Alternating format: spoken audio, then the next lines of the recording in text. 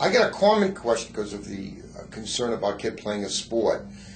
If they play a sport and they're active and they suddenly get an increased heart rate and they high pulsation, or they have some chest pain while doing the event, is that an indication to see a cardiologist?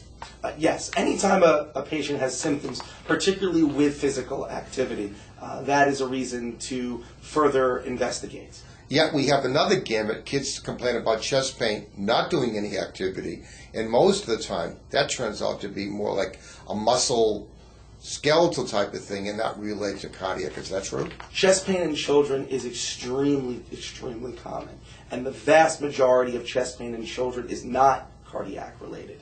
Certainly situations much more concerning are when it's with physical activity. When the chest pain occurs at rest, it's mild, it's not severe, and there's no family history of cardiac issues, that child may not necessitate further cardiac evaluation. But that needs to be taken on a case-by-case basis and is really up to the comfort level of both the primary care physician and the parent.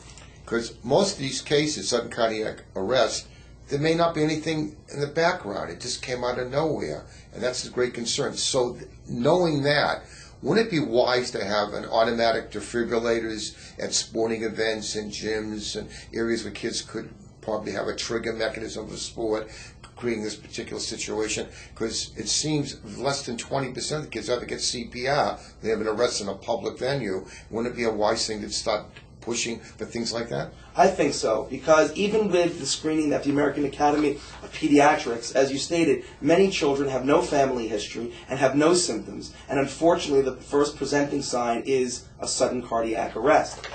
With the advent of automated external defibrillators in the community, the price of these are coming down. They're easy to use. They do not require any previous medical training. I personally believe that sporting events, at least on the high school level, should have one of these present. And there are many communities which are now having these in their own private little leagues and soccer leagues to provide that extra added level of assurance that if, God forbid, something happens, we have a way of trying to treat this unfortunate event. And probably every coach and assistant coach and anybody who participates in the event would take a course in CPR, because God forbid it does happen and they're not prepared to do it. It would be really no question.